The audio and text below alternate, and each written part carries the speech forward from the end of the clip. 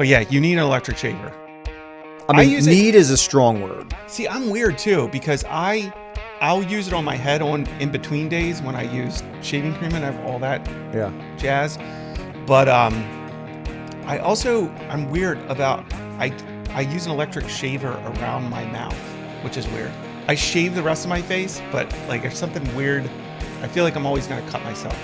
I don't know. I live in fear, Gary. Fear of cutting myself. You're a grown man. Like, learn to shave your face with a razor.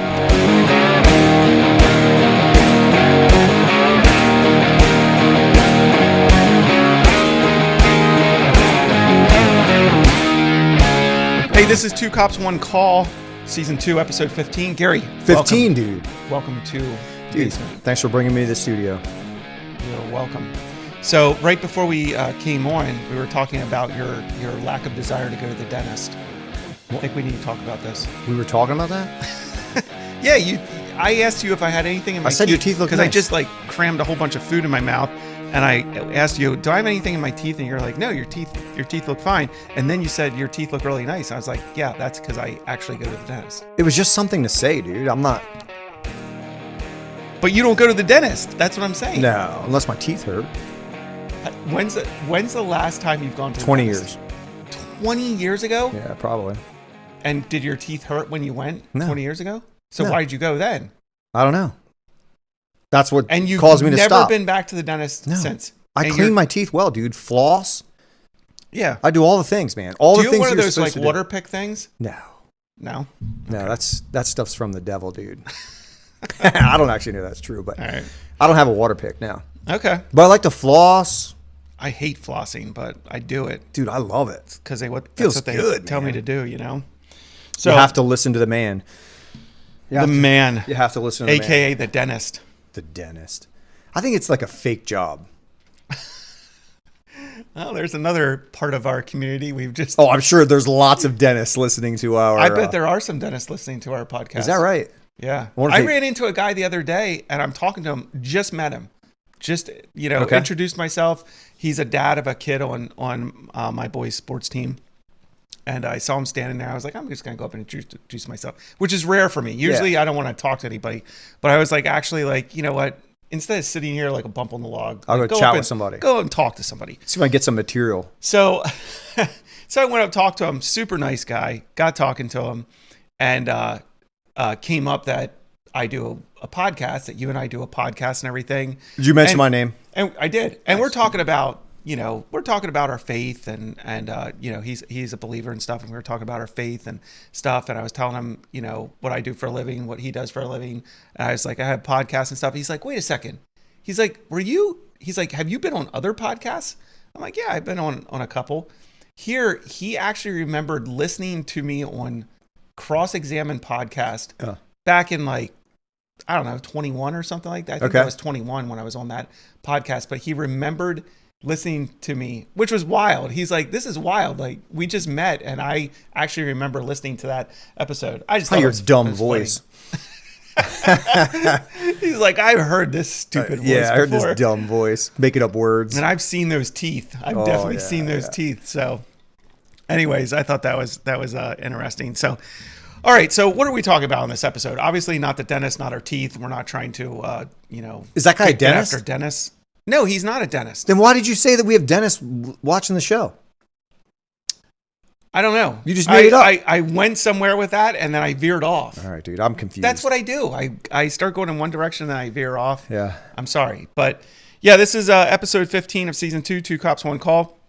I think I'm going to name this episode The Tale of Two Chiefs. Ooh, all right.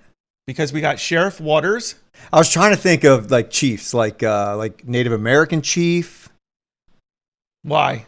Oh. You know what I mean? Because Oh. chief has like a couple different meanings. Oh, yeah. No, But- I'm talking like police chiefs. Yeah, well, I understand that now. Right. I don't think it's a great title. Yeah. I think that's what I'm going to call it because we're going to talk about, do an update on the McNeil arrest. Yeah. And the slap, the one slap. The one No, slap. heaven forbid. And, he has a response to that. And then we're also going to talk about the federal takeover in DC and Chief Pamela Smith over there, which is Pamela Smith. a different type of chief than Chief A Waters. tale of two chiefs. I A like tale it. of two chiefs. So talk about that. And then maybe if we have time, we'll talk about some local ICE drama that's been in the paper. Oh. Have you read those articles? Like I saw as soon as I saw the, what do you call it? The title. Yeah. I was just super annoyed. I was like, are you kidding me, dude? So we might talk about that a little bit. I guess this gal from Lancaster County has a GoFundMe page, and last I heard, it was up over $100,000 for good for her. You know, hey, they go home with $100,000. Perfect. They used to say, "Welcome to America. Thanks for coming. Enjoy your 100 G's from very kind people." They say that crime doesn't pay, but I'm starting to question that statement. I know. It seems like it does pay. I wonder if I overstayed my welcome in Mexico or any other country if people would give me money. Probably not. Because we are a nation that is and we live in a very generous part of the nation. We do. So like, that's a little bit different, but we also live in a nation where love and kindness have been completely polluted with what the meaning of love and kindness and like what that means. It's like this mushy gushy, like there's no like discipline. But if you said to someone, define love, and that person said discipline or punishment for wrongdoing within the definition of love, they'd be like, no, that's not love. Right. Love is, it's a feeling. It's a feeling. Yeah. It's how you Acceptance. feel. Yeah. Yes. Feeling, acceptance. Actually, probably more than acceptance. It would be, what do you call that? Partying over, celebrating. Yeah. Yep. You celebrate. You support. You approve. That's a good one too. Yeah. Tolerance is love, which is interesting to me because the party of tolerance, generally the far left, are some of the least tolerant people. At least that's what they put forward. Of anybody that doesn't agree with them. Yes. Yeah. If you don't agree with them, they will destroy you. In fact, I had comments on some of my videos since the past episode. They disappeared. I wish I would have like screenshot it before it disappeared. So I don't know if the person deleted it or if YouTube has some, like they thought our feeling would get hurt or what? Yeah, I don't know. They didn't like the short. It was a short about McNeil. They didn't like it, so we were retards. Oh, that's what they. And I read this. I laughed. I started. Dude, why didn't you send it to me? Lauren's like, "Why are you laughing?" It literally like came up and then it got deleted. So I didn't delete it, but I don't know if they decided maybe that was a little harsh. But I just said to Lauren, I was like, it's so funny to me that the people who claim to be so tolerant are some of the nastiest people if they don't agree with you. I mean, it's on both sides, obviously. For sure. But yeah. So, but yeah, this ICE thing, dude, let's just talk about it. So we're already talking about it. So good old Lancaster County, ICE deported this poor woman, poor woman. I'm not even going to try to pronounce her name. She's a criminal illegal alien from the Philippines. Okay. They arrested her on August 4th. Her criminal history includes 2 arrests for theft. On July 28, 2025, she was pulled over by local police for driving without a license and improperly restraining a child, which means that she did not have a child in a child safety seat. And on August 4th, she had to report to York and she was taken into custody, blah, blah, blah. So here's the story with her. She legally entered the U.S. on a B2 tourist visa. Don't really know exactly what that is, but that allowed her to remain in the U.S. until March 4 of 2000. Over 25 years later, she is still illegally in the U.S. and obviously committing crime. She has criminal history for theft and all this stuff. A judge issued her a final order of removal in 2011, and her appeal was denied. And she was like, "Nah, I'm just going to ignore this. Right. I'm not leaving." So ICE released a statement. They said, under President Trump and Secretary Noem, if you break the law, you will face the consequences. I probably ruined Secretary's name. You will face the consequences. Criminal illegal aliens are not welcome in the U.S. So she got arrested. She's going to get deported. And people in Lancaster County losing their minds. How could you deport this poor woman who's been here for 25 years? Well, we can deport her because she's completely ignored the courts about telling her that she's no longer here legally. And she's also committed crime while she's here. So she came on a tourist visa. A tourist visa. Yeah. And she had to which tourism usually, you're like hanging out for a week or two, maybe a month. Right. You're like a month tour of the United States. Right. And then go back home. Yeah. So then she was supposed to go back to the Philippines on March 4th, 2000. Okay. So 25 years she's been here illegally. Yeah, good for her. And now her time to be here illegally is over, and she's been arrested, and she's very upset about this. And so is the community. How dare you enforce the law of the land? Yeah. And send this poor woman back to. She's going to do. Dude, in the Philippines, I bet $100,000 American. I should have looked up what that would do for probably. you. She could probably come back on a tourist visa. And spend some money. And I would hang out a hope little she's bit. now on the list and she would never be allowed back in the country. I mean, and I'm sure she's done some good things while she's here in the country, but she's also, just by being here illegally, she's broken the law. And and then she committed some other crimes. So, and it's not like she's like a career criminal. I mean, you stole some things and you didn't take care of your kid. But not ideal. I'm not. Right. I'm just saying she's not like a drug dealer. She's not a drug lord. She's not a murderer. She didn't beat anybody up or kill anybody that we know of. Correct. I mean, they're minor crimes, but you're still a guest. You're still a guest. Behave as a guest. And get a driver's license. I mean, you can't get a driver's license because she was... Well, she's suspended, which tells me that she'd been driving multiple times. Right. Yeah. She probably never did get a driver's license. So she probably didn't care about our laws. Obviously, she didn't care about she doesn't. Yeah. Probably because she was here on a tourist visa, so she couldn't get a license. But then she just was like, well, I'm just going to drive anyways. I'll do whatever I want. So then she started getting suspended licenses. But, hey, give her money if you want. Yep. Give her 100 Speaking Gs. of giving money. Yeah. Like, subscribe.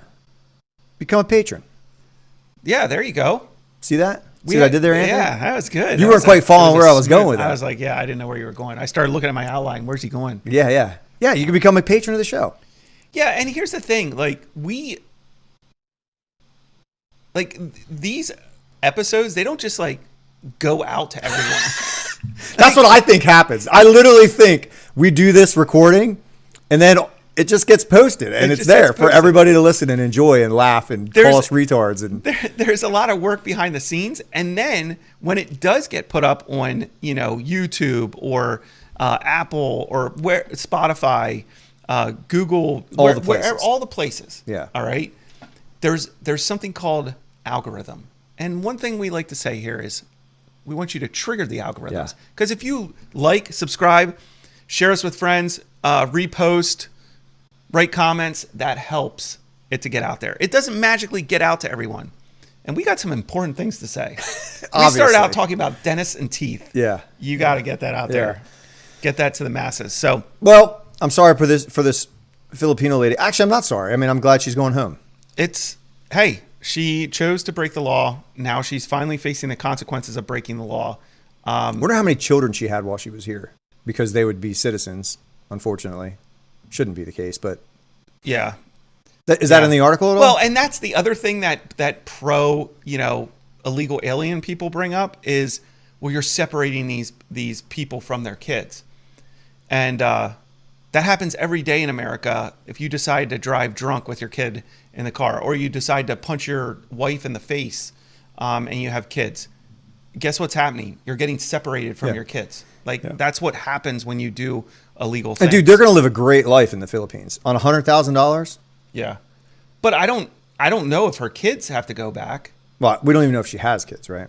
Well, we're assuming she has kids based purely on the fact that she got cited for not having a kid in a safety seat. Although it could have been someone else's kid, but a neighbor's kid babysitting or something. Anyways, so well, have fun back in the Philippines, your homeland. Enjoy. Yeah, enjoy. And you were a guest here, and you're no longer a guest. So, anyways, bye. I wanted to. The way you say bye, our family started catching on, and people in my family are starting to say it the way you say it. There's other things you say that I've started saying. Really? I noticed. Are you're big on do hard things? Yeah. Change your socks. Yeah. Take a knee and face out. Yeah, that's another one I'm on. I'm real big on do hard things right now. Do hard things or work more hard. I say that. Work more hard. Everybody loves it when I'm at a sporting event and I start screaming, work more hard, work more hard. People are like, that's not even correct grammar. I go, they understand what I'm saying, right? And so do you. So Work it's funny. more hard. People love it when I say that. They laugh. My wife just walks away. But yeah, I do like that saying, do hard things. Do hard things. I've been talking to my son about that a lot lately. I'm like, that's a Gary saying. I got that I from Gary. I stole it from somebody, Gary. I'm sure. Well, I stole it from you. And the other thing you say Oh, boy. that I used the other day that got some laughs is that you talking to me without fear in your voice? Yeah. Who's talking to me without fear in their voice? Yeah. One of my guys at work. One of my guys awesome, at work dude. like snapped off on me or something, and I was like, is that you talking to me without fear in your voice? Yeah. And they laughed. They thought that was funny. And then I suspended him for a day. Perfect. As one should, as a good leader ought to do. No, I did. We just were going back and forth. But so at the top of the show here, as I said, we're going to talk about two different chiefs here. But the first chief, is really a sheriff, Sheriff Waters. But he's the equivalent of a chief. Yeah, Like we 100%. we worked in the world that we had chiefs. Yeah, not sheriffs. Sheriffs. A lot of states, sheriffs in Pennsylvania are different than sheriffs in a lot of other jurisdictions or a lot of other states. So, but yeah, I wanted to go back and retouch on the McNeil arrest, the what we talked about for the majority of the episode on our last episode, and the reason this story is already leaving the press. Yeah. And that's one thing that really bothers me about these cases, because these cops just get crapped on, and the viral video goes out, and then you have Crump holding up his signs and orchestrating his events, just licking his chops at the amount of money he can make off of them. And then, the investigation starts getting completed, more information comes out, and nobody talks about it. Yeah. The press doesn't talk about it. So it's because it's not juicy anymore. Yeah. I mean, it's the same thing that happened years ago back at, in 2015 with Michael Brown and the whole hands up, don't shoot. Yeah. So that was the mantra, hands up, don't shoot. They're still yelling that. People are still yelling that. There are a large part of our population believes that Michael Brown had his hands up when he was shot. Yeah. And the DOJ under Obama, who was not friendly to the police at all, but the DOJ under Obama came out and said that is absolutely categorically false. That never happened. Never happened. In fact, he was bent over and rushing like a linebacker towards the officer when he was shot. And he's a big fella. And he was big. And who just robbed a place, right? Yeah, that's right. And tried to take the officer's gun. Yeah. So all this stuff. But what has stuck in the culture and what has been continued to be pushed and pressed is this idea that Michael Brown was murdered and he had his hands up, which isn't true. And that happens in so many of these cases because the press is able to create a narrative that no one ever goes back and really investigates. I mean, people do go back, but it's just not big news then because It doesn't get the clicks and the likes and, all the things. So anyways, the Florida State Attorney's Office released their investigative report on the William McNeil arrest. Now, Sheriff Waters had already come out and said they weren't going to be facing any criminal charges in his first press conference. So I thought that part of the investigation was already closed, but I guess they were still working through it and came out with the actual full report later on. And so this report came out and it caused a stir because, well, one thing I noticed, and you maybe noticed this too, after we did that episode, I was looking at the video again as I was doing editing and everything, and I realized that first strike when he's sitting in the car, when McNeil is sitting in the car, refusing all commands to get out of the vehicle, which is resistance, that first strike was actually an open hand strike. It wasn't a punch. It was an open hand strike. It is different. A lot of departments, a lot of use of force policies say that they have hard open hand, they have hard empty hand, or hard open hand, hard closed hand. There's different levels of strikes, and so I thought that was interesting because in our original episode we even said like he had punched him when he was sitting in the car. Yeah. It wasn't a punch; it was an open hand strike. I still didn't care if it was a punch. No, I mean it was a stun. Yeah, Like the kid wasn't bleeding. He doesn't have a big old giant black eye. He's not. Right. It's like it's a stunt. Sometimes it's like, hey, pay attention. Yeah. And one You're of giving commands here. And like, hey, we're in charge. You're not. Right. And you're dealing with a resistant subject who had barricaded himself in his car, which we talked about, why that's so dangerous and why that's a problem.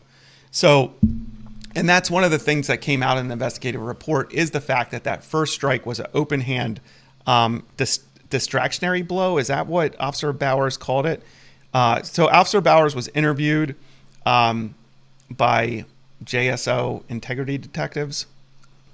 Well, it's crazy name, but during that interview, as a result of this investigation, he was accompanied by legal counsel. His Miranda rights were read to him. So there's a criminal investigation. They did a criminal investigation on this, and he had his Miranda rights read to him, and he had legal counsel with him when he gave this interview.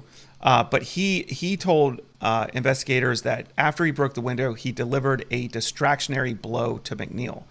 And Officer Bowers described that distraction strike as a tactic he was taught during his time as a narcotics officer when conducting the arrest of a vehicle occupant who, was refusing to exit the vehicle. Officer Bowers explained that when evaluating how they would remove McNeil from the vehicle, he knew he would need to both unlock the door from the inside, because they had to break the window, and unbuckle McNeil's seatbelt. Because if you remember, McNeil didn't have a seatbelt on when we stopped. He put it on after he was stopped, right before he set up his video camera. Now he has a seatbelt on. Yeah, convenient. Very convenient. So he stated, Officer Bowers stated that his intended purpose was using the tactic not to injure McNeil, but to distract him so that he could take control of McNeil, do those things in the car that he needed to do, and get him out of the car. He was asked why he did not report in his use of force that first strike. And Officer Bowers explained he considered this use of the distraction strike as a tool and did not consider it as a deployment of force. Officer Bowers' explanation is credible. This is from the Florida State Attorney. Officer Bowers' explanation is credible considering his stated training and the fact that he wrote a response to resistance report memorializing the second punch outside of the car. So they're saying, he recorded his second punch outside the car, and he's saying, I didn't put the other one in the report because it was just a distraction tool. And the investigation also showed that in Florida, in the academy, that this distraction, it's a great technique, tactic, I love is it. taught. Yeah. It is taught in the academy. So, and I don't know if you remember, but we were taught that tactic. I remember use of force trainings where we were taught that tactic, where if you had someone in a vehicle who was refusing to exit, and you need to physically extract them out of that vehicle, physically pull them out because they're refusing to deliver an open hand strike to the front of their face, their nose, and then drive into the car. Yeah, push them in basically into the center. And then use the B pillar to pull them out and everything. So it's a tactic he used, and it was one part of the criminal investigation where they said, no, nothing criminal occurred with that strike. And nothing criminal occurred with the second strike, because they're saying once he was extracted from the car, continued to resist. When they gave him commands after he was extracted from the car, McNeil told them no. Right. You hear him on video saying no, right, and trying to stand up and not going to the ground like they're telling him to do. So that was one part of the investigation that they talked about. The other interesting thing in this report, and which we touched on the first episode, because we said Officer Bowers did not strike us as the type of officer who would just be stopping someone for not having their headlights on in inclement weather and a seatbelt violation just to cite for those reasons. And we believe that it was probably a pretext stop to investigate some other criminal activity further. And we were right. Anthony, I'm glad that you said that. I don't hear that enough. Gary, you were right. Yeah, I mean, and here's the thing. We were right. That is one thing that we with our years of experience can offer to people who listen to the podcast, is being able to look at these videos and see some things and hear some things that were like, this is not just an officer who wants to write a ticket. Right, He didn't strike me as the type of guy who's out there just crushing people for the most minor traffic violations. He struck me as the type of guy who was trying to investigate something else. Yeah. And this report proved it because Officer Bowers had observed McNeil at a drug house that had been under surveillance, had been involved in numerous drug investigations, and saw him leaving that house. And it sounds like he used to be or still is on some sort of, drug unit as well. It sounds like he used to be on a drug unit, probably back on patrol now. So he's a proactive officer. He observed likely criminal activity. He wanted a reason to stop and investigate that criminal activity. And it turns out he was probably right on. The guy's suspended. McNeil had a little bit of marijuana on him. He had some drug paraphernalia in the vehicle too. Had that big giant Rambo knife. Rambo. So, yeah, that was the other thing the report showed during the criminal investigation. Statement from the state attorney also reported that Bowers conducted a lawful traffic stop, gave McNeil 12 individual lawful commands, which McNeil refused to obey, which is resistance.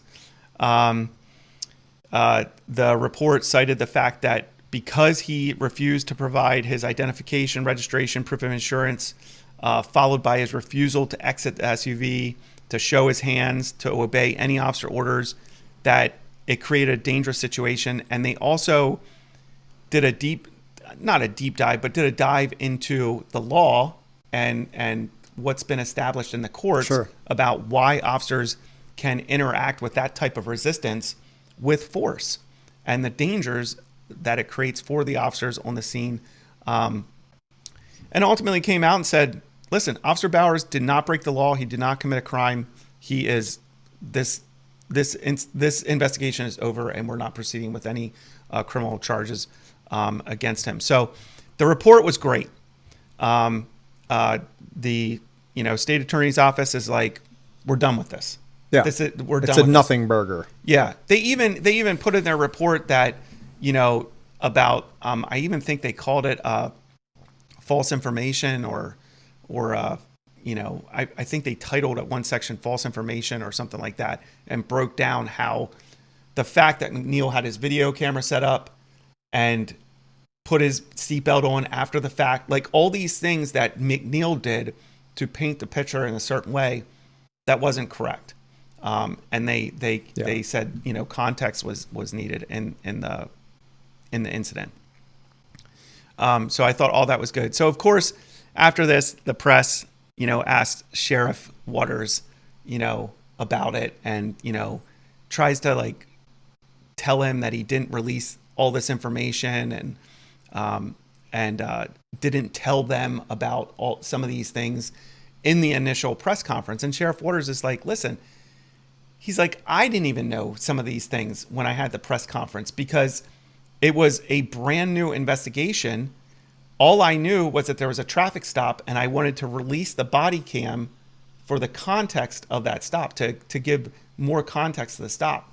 And Sheriff Waters tells them in that interview, I'm not going to be bullied. Yeah, I will not be bullied in this. I am not going to try this in the press.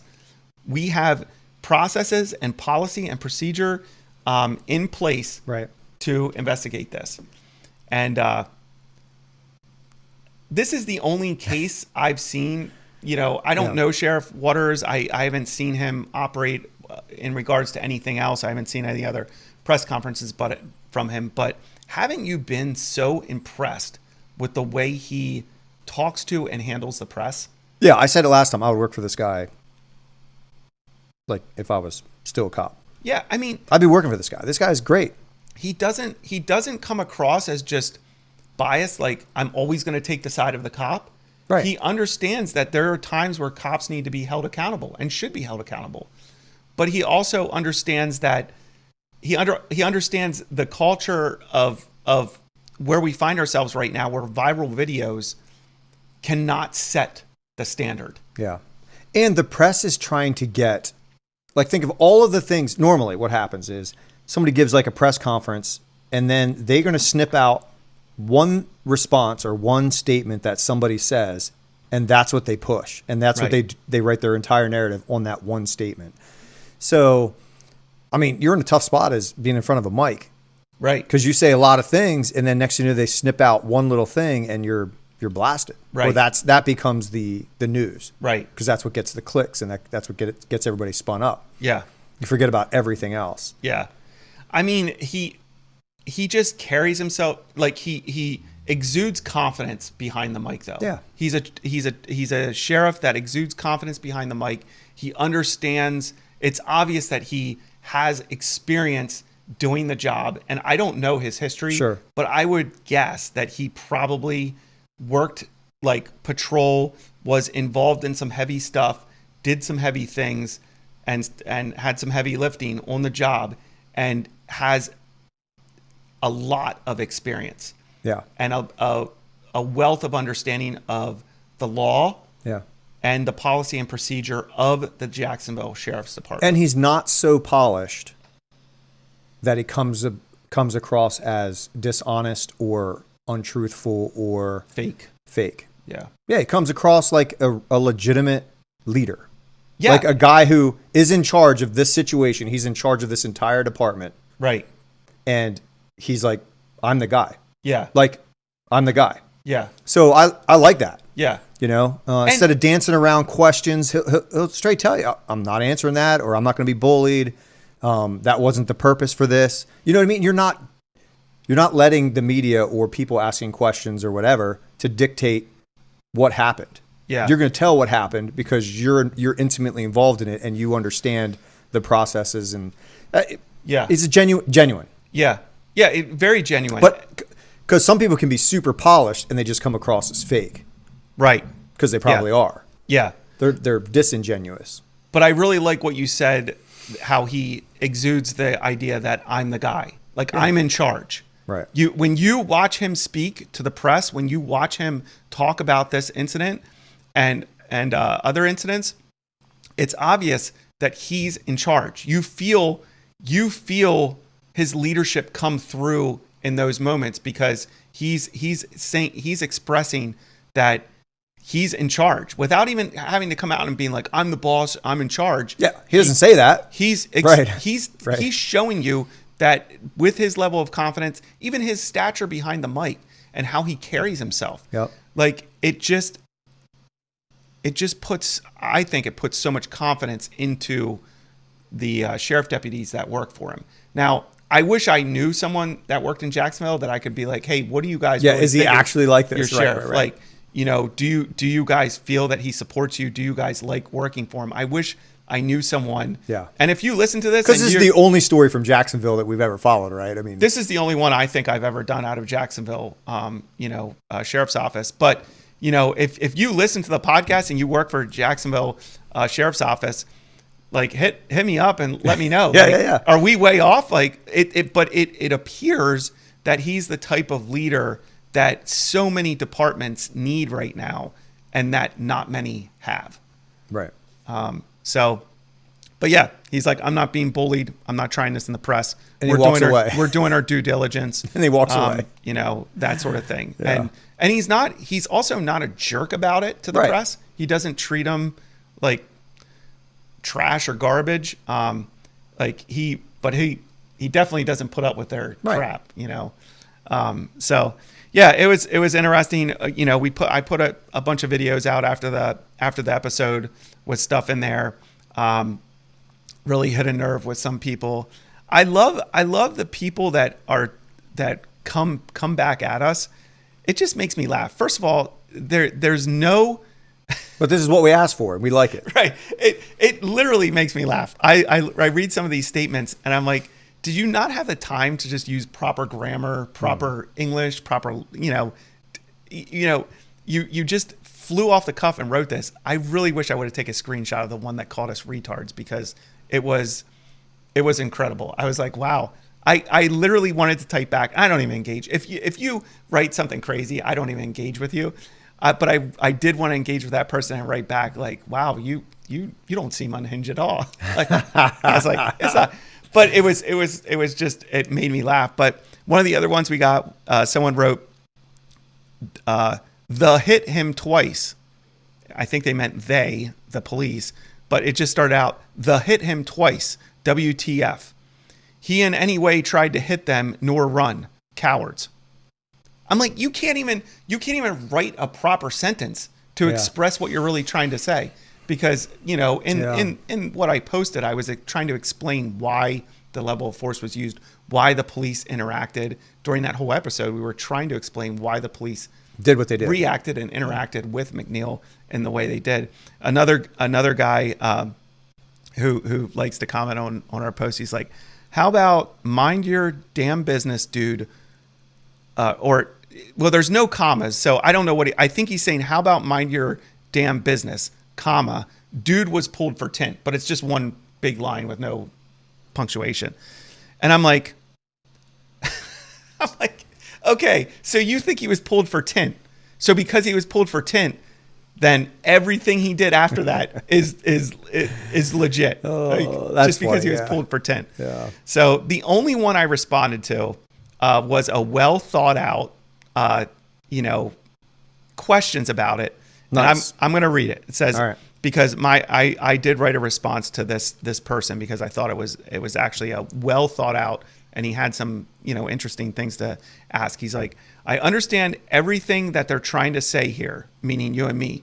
After they break out the window, why do you take the cheap shot and sucker punch him? That's the part that really drives me nuts. He wasn't resisting. He was sitting. He wasn't even moving. Then after they get him out of the car, look how they treat him.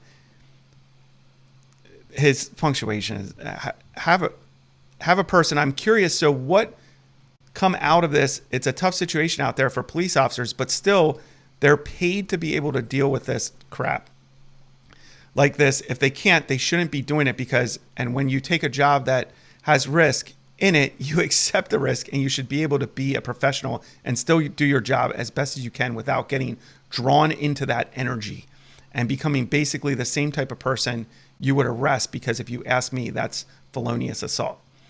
So he's saying I had a hard time following that. Yeah, it is a hard time following. But I think I love the interaction. Yeah. He's saying basically, he wasn't resisting. He was just sitting in his car. But what you have to understand, that is resistance. That is resistance. And so I wrote, in situations like this, there are specific cases that dictate what the police can and can't do. Cases like PA versus Mims, Graham versus Connor.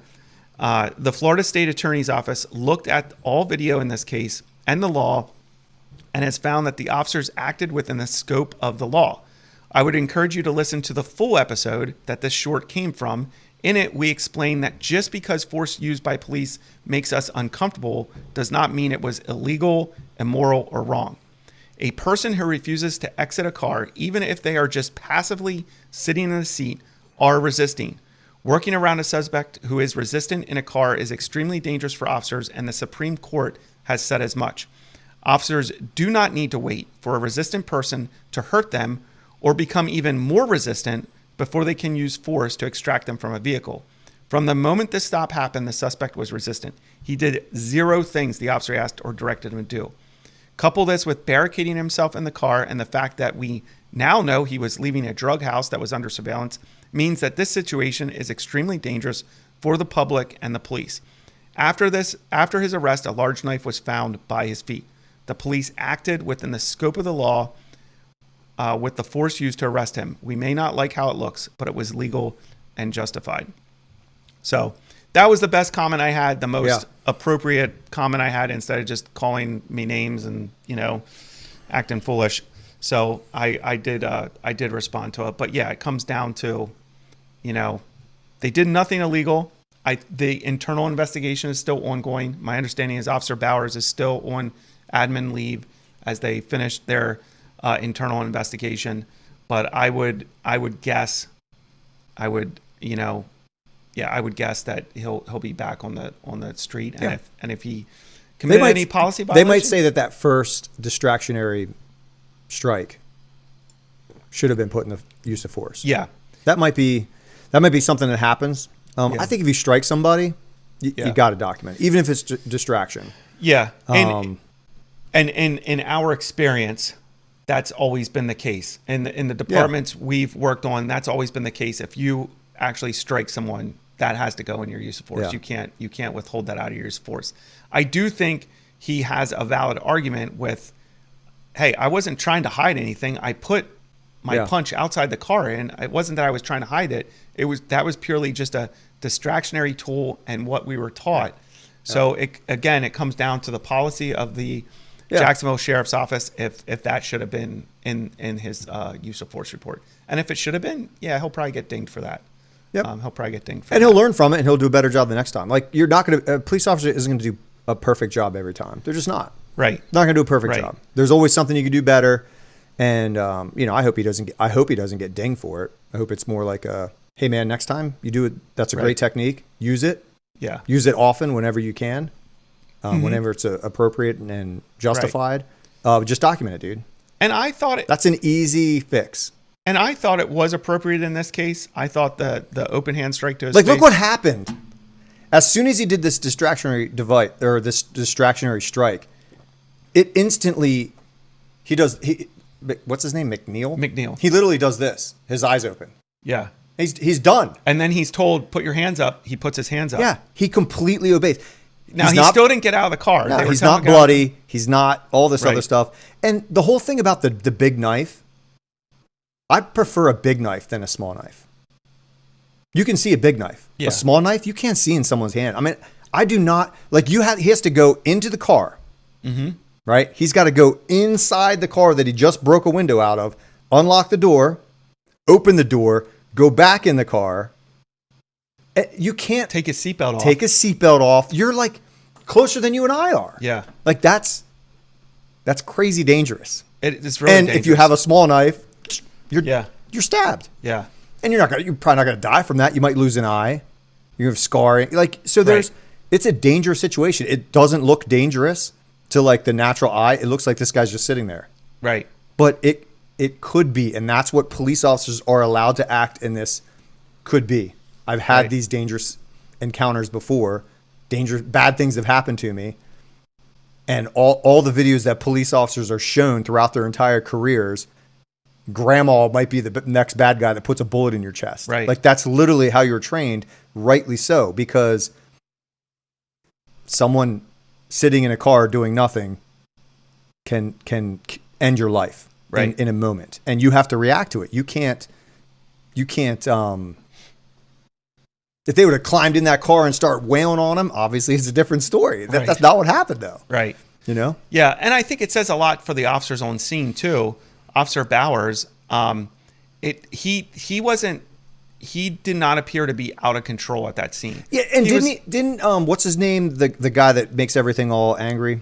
Crump. Didn't he say that this is just like Rodney King? Something to that effect. Yeah. Well, he might have said that. He definitely said this was nothing like that. Yeah. There was zero things that you could compare the two. Right. They're not the same. Yeah. He also said it was a classic example of being stopped for driving while black. Yeah. You know, but throughout the whole scene, like Officer Bowers, once McNeil slammed the door and locked it, Bowers slowed everything down. Started setting people up. Hey, when you pull onto the street, block him in so he can't flee. Got other officers there before he did anything else. So there was a tactical slowdown. There was a trying to keep eyes on his hands. Giving him directions even though he wasn't following those directions, and a process that they worked through. It wasn't like Officer Bowers, he slammed the door. Officer Bowers takes out his baton, breaks the window, just completely out of control, screaming, cursing, calling him names. Like he slowed everything down and worked the problem. You got to work the problem. That's right. And so I'm critical of past officers or current officers, or it's more I can better understand why a member of the public would be like, why did the police do this? And I think we as a profession need to do a better job explaining why we do this. And that's one of the reasons for this podcast, is to say these are the reasons why we do things the way we do.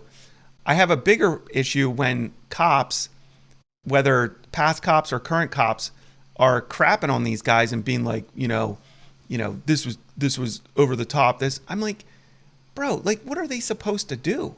I mean, whether you like the reason for the stop or you don't like the reason for the stop, whether you think pretext stops are not unconstitutional. We're allowed to do them. What are they supposed to do?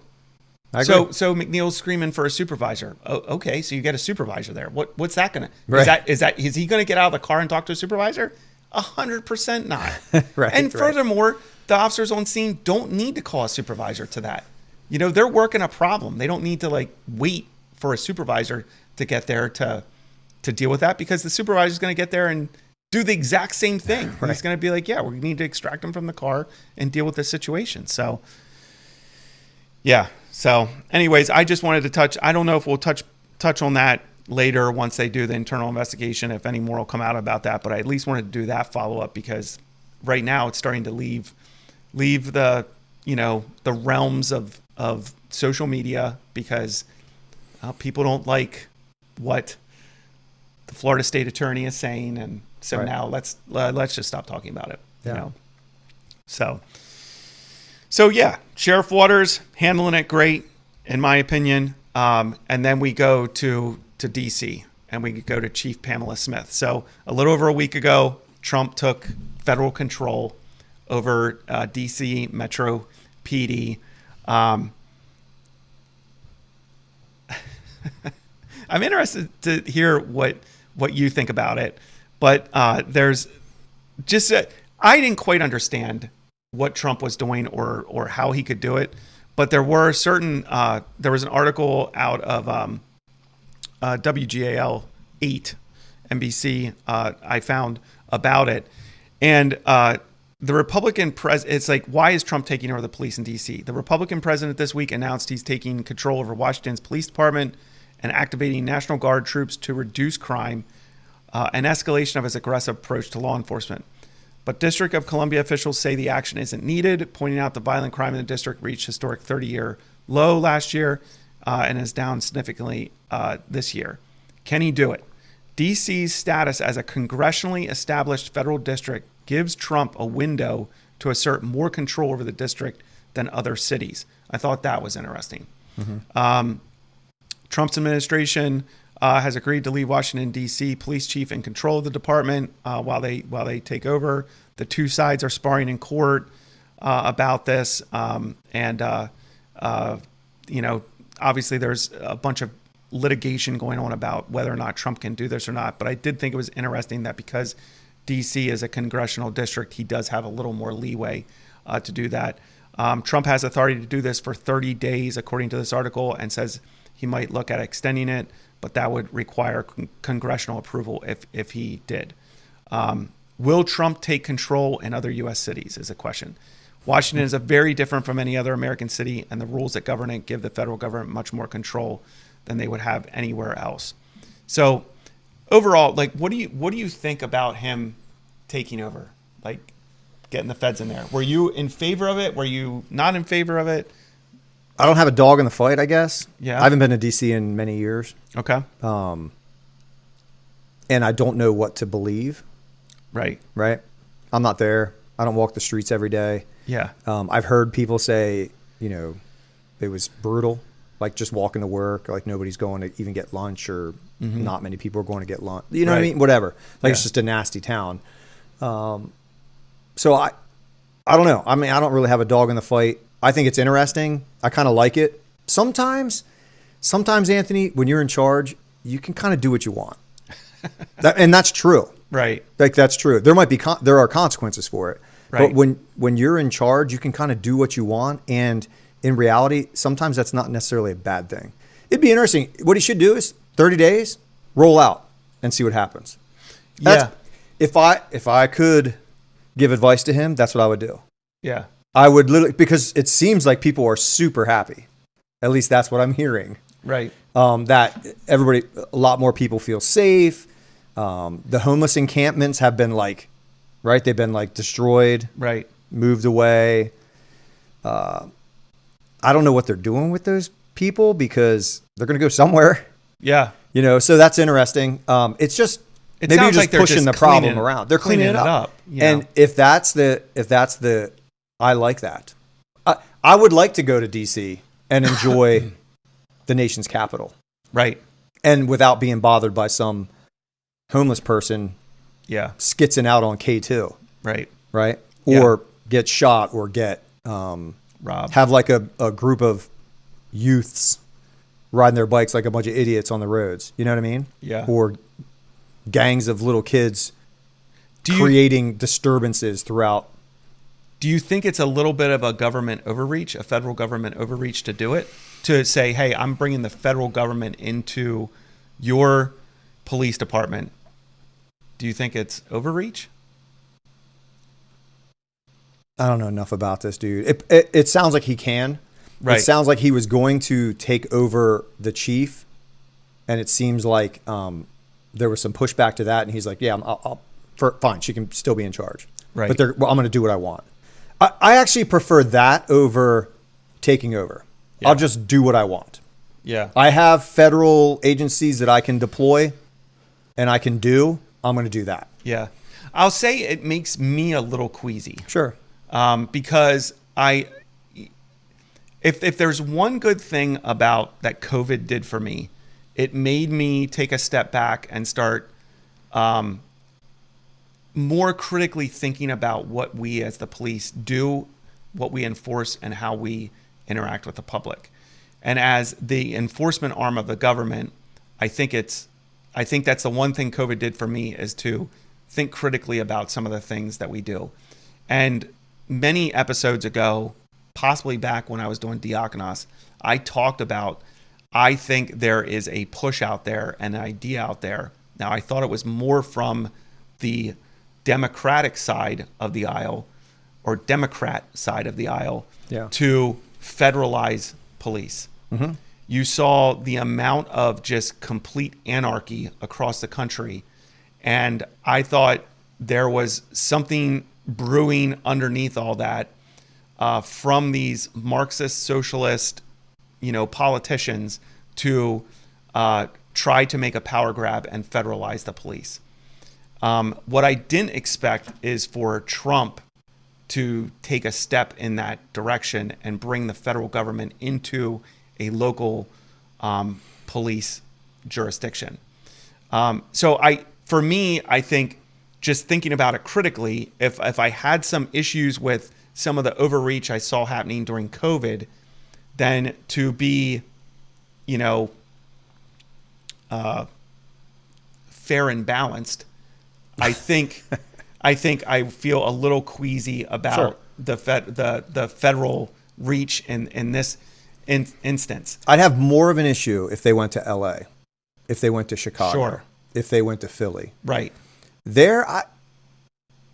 It might be a good thing, but I don't like it. Like, unless Congress gives the right. You know what I mean? Like, unless there's some type of legislation, the legislation is already there for him to do what he's doing, is what it seems like. Yeah. Right? DC's not a state. It's not a state. Yeah. It's a district or whatever it is. Yeah, congressional district. Yeah. So, like, it's basically where the federal government operates and lobbyists. But, that's where everything federally is going down, is there. Sure. So the federal government should have, in my opinion, control of that. Yeah. To some extent. Yeah. I think what's interesting to me is the same people. This is where people I don't think they think critically about the situation. The same people who were rah about the federal government enforcing COVID law, COVID rules, COVID way of life on people are the same people now that are being like, no, you can't do this. Yeah. You know what I'm saying? Like, you're engaging in federal overreach here, and this is unconstitutional, and you can't do this. But generally are the same people that were fine with forcing people to lose their jobs during COVID. Yeah, and we'll be honest here. Trump had a huge deal in that. He's the one who shut the government down. He shut everything down. Right. So, and he was listening to the wrong people. Mm-hmm. I think he knows that now. Well, hopefully. I don't know. I mean, I hope he knows, but he's the one who shut everything down. Yeah. It was his administration. So Yeah. I mean, and then on the flip side of that, you have all these reports coming out of DC. The department, high level staff in the department is saying crime's down, but you have the police union saying 100% it's not down. Yeah. In fact, you guys are lying about the stats. The DOJ has an open investigation in DC about lying on the uniform crime reporting, which is a federal crime. It's federally illegal to lie about crime stats in your city. So you have that investigation going on, which is interesting. You have there's been polls done of people in the city where the vast majority of the people in DC are saying crime here is a moderate to very serious problem. The majority are saying that. Yeah. And so you have that going on. You definitely have this like pushback from the union against high levels of DC Metro PD staff saying you guys are doing some grimy things. What have we heard? What like line guys are saying? Like, do they like it? Do they like working with? Because basically, it seems to me like it's literally just they pulled a bunch of Humvees and guys in uniforms hanging out while the police do their thing. Yeah. So it kind of scares people away. Right. Like, it's basically what it seems like. It's a show of force. It sounds like it generally speaking. Look who's here. The feds are here, or the National Guard's here. It's a show of force. The scuttle in law enforcement circles is that morale in DC is like terrible. Okay. And that the chief is very disliked. Okay. Chief Pamela Smith is very disliked.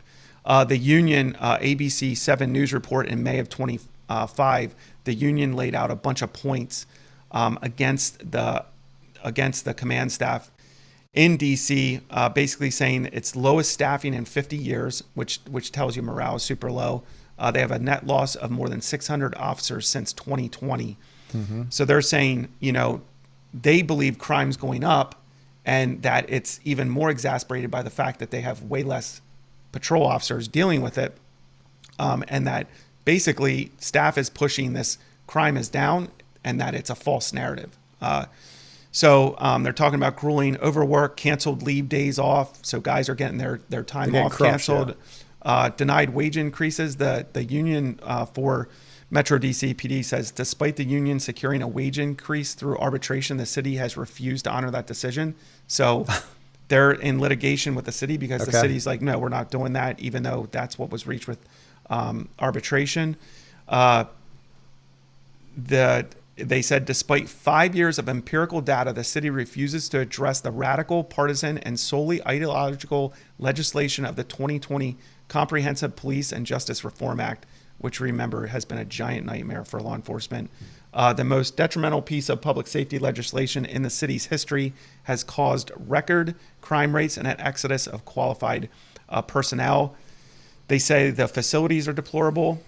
There's non-functioning bathrooms in some of the MPD facilities, mold-infested locker rooms, terrible leadership, and again, manipulated crime statistics and falsifying crime data. So that's what the union's saying. The scuttle in law enforcement circles is that it's really bad.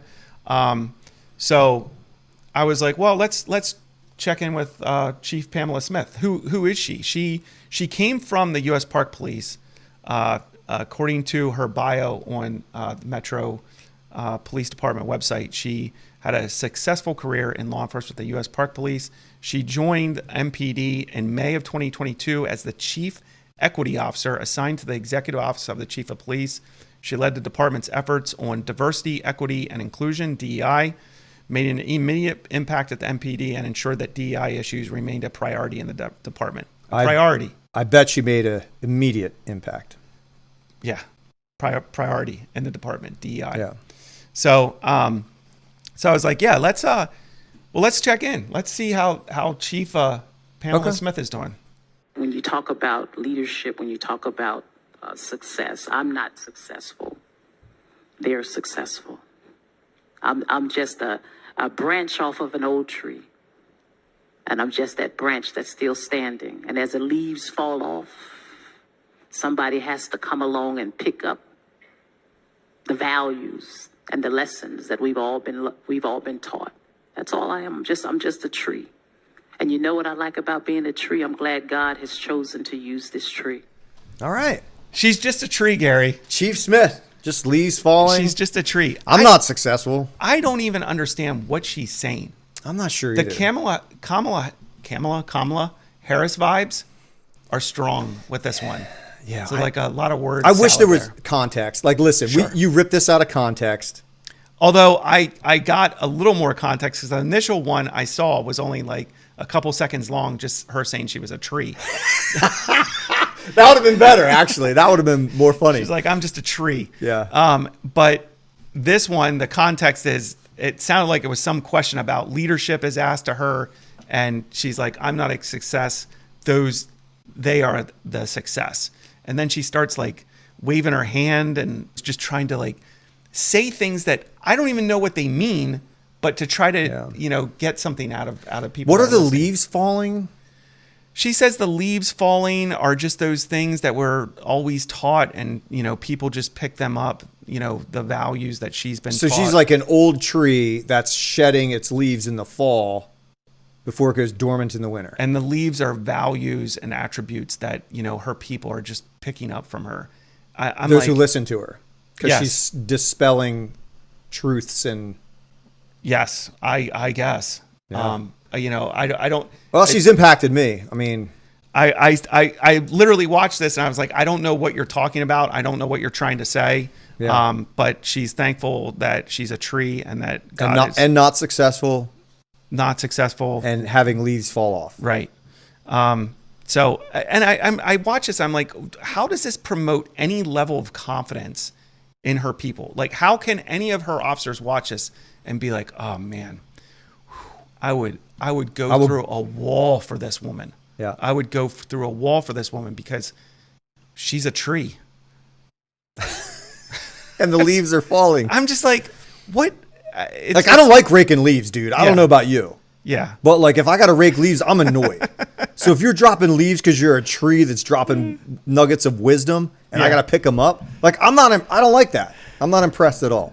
I saw one post that they played this and they said the DEI hire is strong with this one. Oh man, I'm glad they said that and I didn't say that. But I mean, it does sound like, admittedly, she's a DEI hire. She was hired for that position. She was hired for that reason, to push DEI in the department and to make an immediate impact on the and a major push in their department. That's a major priority in their department. We've never really like broken down DEI. I mean, it's been broken down so much, but like, well, no, actually, her bio says that DEI issues remain a priority in the department. So I don't know whatever happened to getting the best person for the job, not based on the color of your skin, how you identify, if you're a woman, whatever happened to context of character, like content of character, like this is why we want you. We want you because you're going to be good at this job. Yeah. It's a worldly view. It's a worldly ideology. You go into Proverbs, and Proverbs constantly talks about, not being lazy, not being a sluggard, how hard work pays off. You reap what you sow. It's filled with Proverbs about those types of things. And then we were like, no, we will not follow anything out of the Word of God. Instead, we're just going to hire people based on how they look. Right. It's a terrible decision. It is. So it seems like it's going away slowly. Not in DC, it isn't. Well, so I mean, and I'm like, okay, well, this is one video. Let's check in on the chief, interacting with the public. Okay.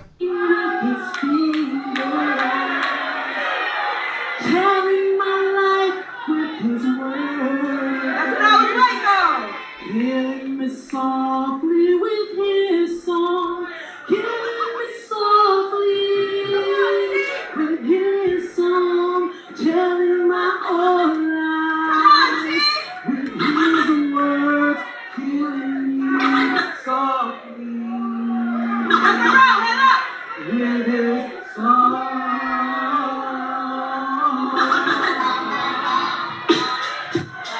Yeah.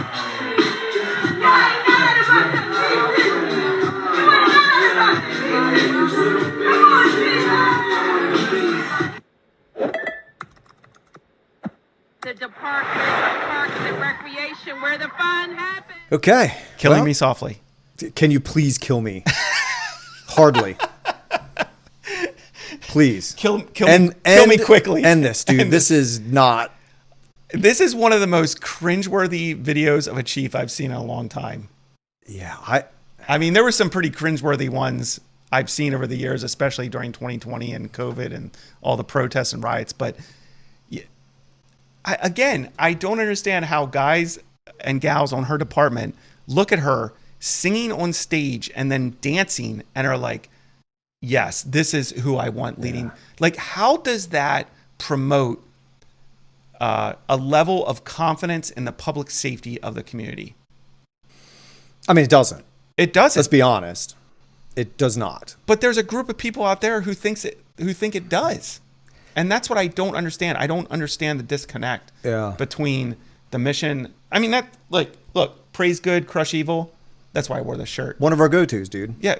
I don't understand. Like, how are you fulfilling the mission of law enforcement? How are you fulfilling the mandate to praise those who are doing the right thing and to crush those who are doing the wrong thing? Like, how are you fulfilling that mandate? Not that you're judge and jury, but you have a job to go do and take people into custody for committing crime.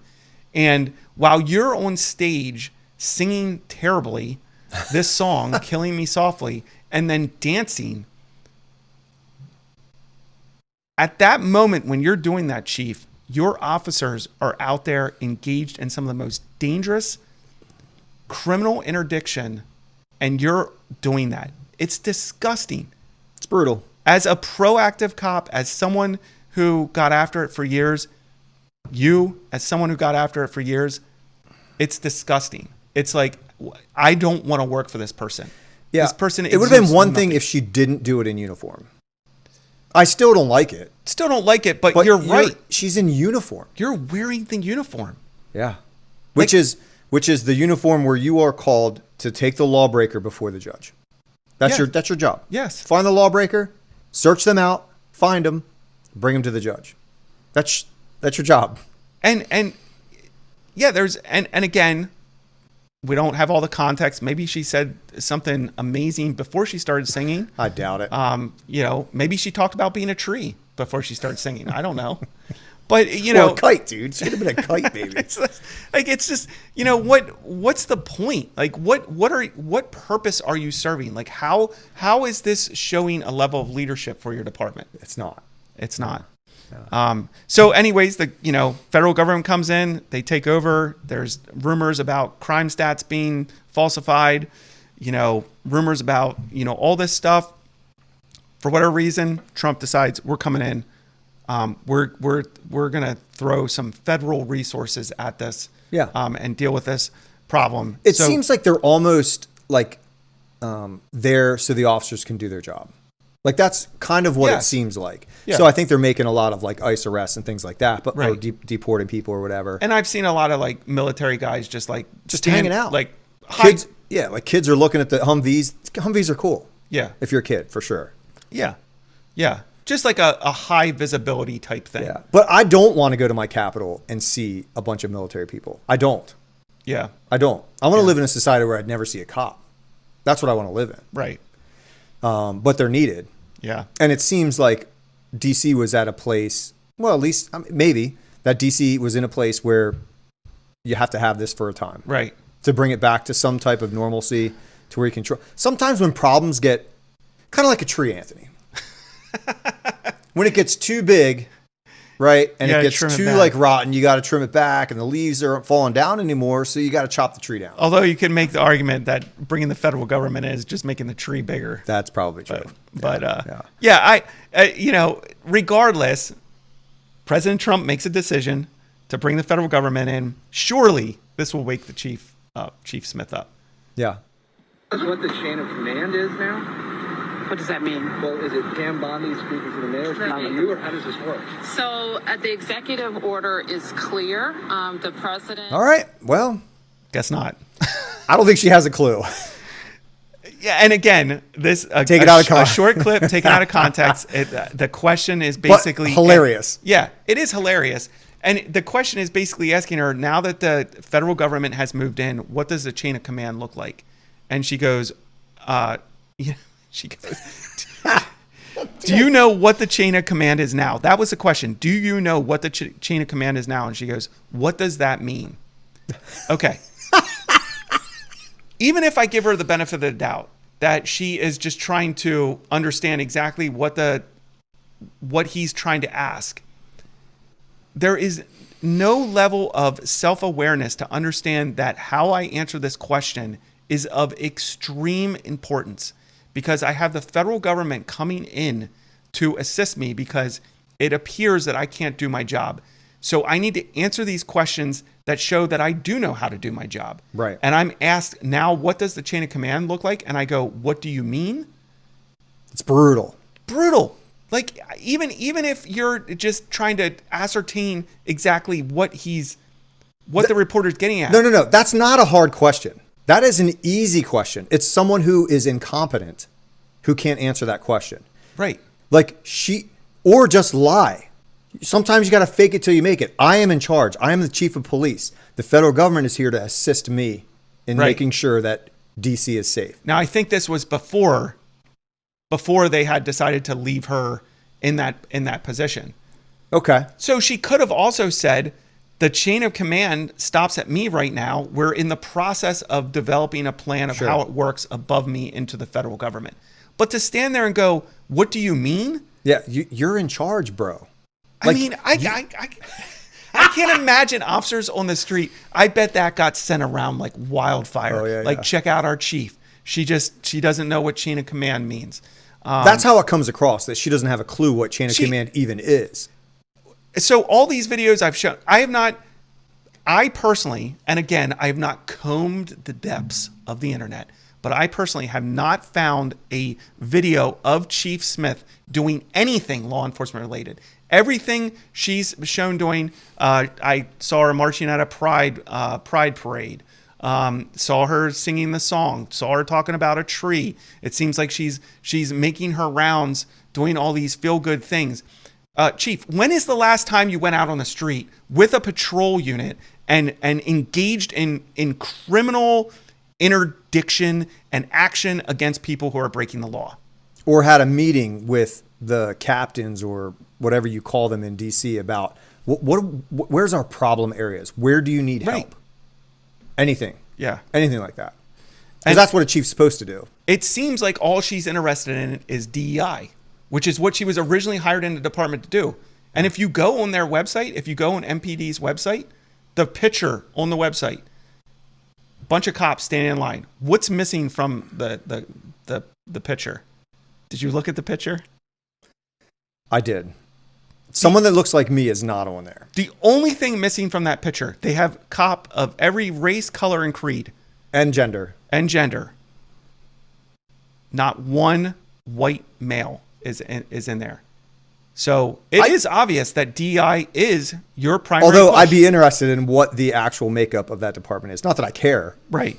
I'm sure that the actual I bet it's over 50% is white male.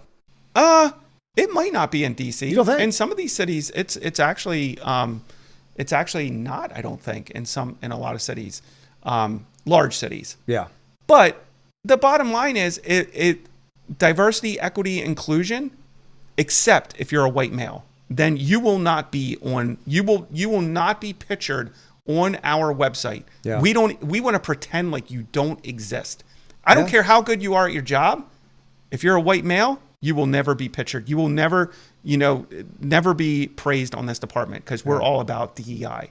And it seems like that's all she's interested in doing, and it isn't working. It's not working there. And that goes back to maybe the question that she was asked, what is the chain of command? Maybe it was more like, look, we're all diverse. We're all equity. We're all inclusive. Nobody's in charge. You know what I mean? We're all just equals here in this. Everybody's in great charge. Place. Especially right now, who is in charge is the criminals. The criminals are in charge. They can do whatever they want. Yeah, apparently. I'm too busy singing "Killing Me Softly" on the stage here to worry about what crime is happening in the community. I need to sing right now. It's just, and I right before we got on to do this episode, I saw a video out of DC. It looked like a recent video. I think it was a recent video. DC cops. It looked like maybe there were some feds there arresting a guy. It looked like on a traffic stop. This guy's in handcuffs, and this guy, 20-year-old kid, whatever you want to call him, adult. A 20-year-old is an adult. Yeah, probably in his 20s, is just like going after the cops, like dropping the N-word as he's getting arrested. He's in cuffs and he's dropping the N-word. He's mother effing them. Cuff muscles, dude. Yeah, just like going at him. They're like trying to like get the keys for the vehicle out of his pocket. He's like ripping away from him. Don't touch me, N-word. All this stuff. Just going bananas. And in the middle of his tirade against the cops, he goes, "Call your chief. Call your chief." And I was like, yeah. That's that is what is being portrayed. Yeah. That the chief is more for you than the guys on the street. Right. The chief is going to help me. Yeah. Now, there's been a couple times in my career where I've dealt with people that have been like, "Call your chief." Yeah, it's happened a couple times.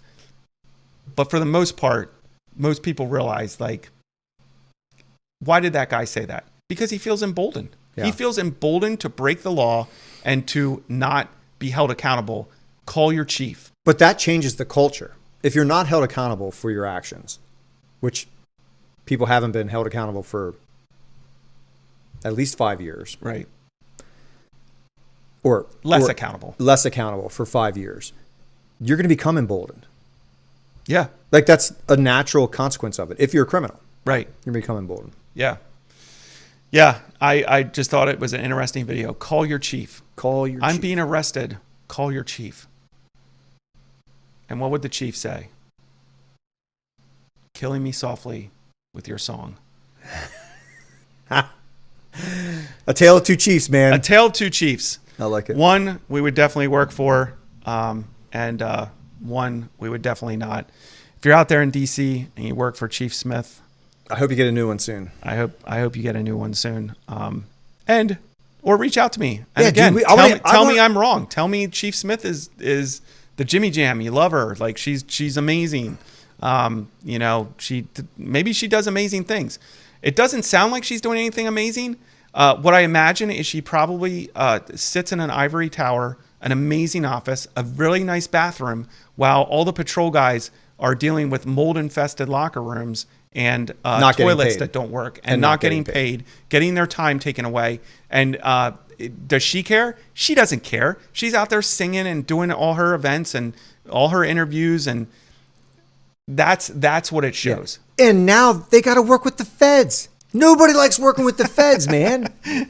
Nobody likes working with the feds. Dude, I've worked with some. I know. I'm just joking. Feds are generally pretty good dudes. I've worked with some really, really cool feds. Some of the like really nice Secret Service.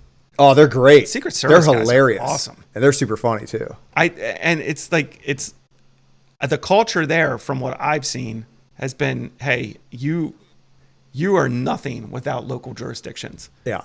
It's cool. They treat you like that too. Yeah.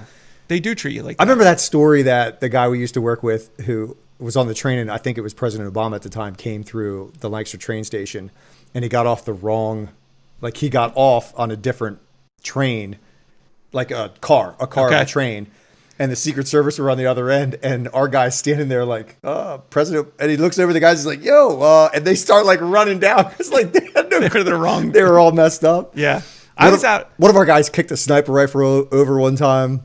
Oh, really? Yeah, that was super funny because that was out at a park or whatever. Okay. I forget which president that was. It might have been Bush, who came. Accidentally kicked it over or what? Maybe it was Obama. Okay. I accidentally kicked it over because it was like laying on the ground with like and covered with like a tarp, and they accidentally kicked it. Secret Service guy like, what are you doing, man? Like, you'll be all right. Yeah. I dealt with Secret Service one time. I think it was Bush. In town, Lancaster Airport, and they put me out on the tarmac in the middle of nowhere. There was nothing going on out there.